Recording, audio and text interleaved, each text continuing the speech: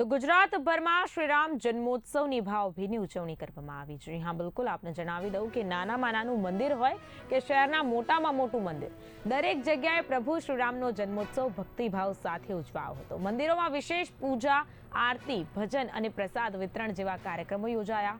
જો કે અયોધ્યા ખાતે શ્રીરામ જન્મોત્સવ ઉજવાયો હતો, તે જ રીતે જૂનાગઢના પૌરાણિક ઉપરકોટ ખાતે આવેલા રામજી મંદિરમાં પણ શ્રીરામ જન્મોત્સવની ભવ્ય ઉજવણી કરવામાં આવી। વિશેષ પૂજા, મહાઆરતી અને ભક્તો માટે પ્રસાદની વ્યવસ્થા કરવામાં આવી। છેલ્લા ઘણા સમયથી હિન્દુ પંચાંગ મુજબ તિથિઓમાં ફેરફાર જોવા મળે છે, જેના કારણે નવરાત્રી, જન્માષ્ટમી, સાતમ આઠમ સહિતના તહેવારો બે અલગ દિવસોમાં ઉજવાતા થયા છે। તિથિના ફેરફારના કારણે આ વર્ષે પણ શ્રીરામ જન્મોત્સવ 2 દિવસ ઉજવાઈ રહ્યો છે। તેવી જ રીતે ગુજરાતના અનેક મંદિરોમાં શ્રીરામ જન્મોત્સવ ઉજવાયો હતો, જ્યારે આજે પણ અયોધ્યા અને જૂનાગઢ સહિત કેટલીક જગ્યાએ શ્રીરામ જન્મોત્સવની ઉજવણી કરવામાં આવી। नाम श्रेयांश दास, गुरु नवीन दास, पुजारी उपरकोट रामचंद्रजी मंदिर।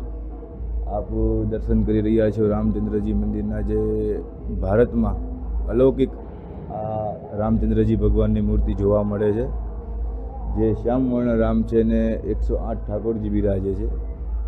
ને ખાસ તો જાહેર આમંત્રણ એ આપવાનું કે ડબલ તિથિઓને તારીખના લીધે જે 26 અને 27 તારીખ 2 દિવસ અમુક લોકો રામનવમી કરે છે, પણ હકીકતમાં અયોધ્યા મંદિરથી લઈ અને તમામ રામાનંદી સંપ્રદાયના ગુરુદ્વારોમાં, સીતારામ સંપ્રદાયમાં તમામમાં 27 તારીખ અને શુક્રવારના રોજ એટલે કે આવતીકાલે બપોરે 12 વાગે મહાઆરતી ભાવિ ભક્તો સાથે થશે અને રામ જન્મોત્સવની ધામધૂમથી ઉજવણી થશે।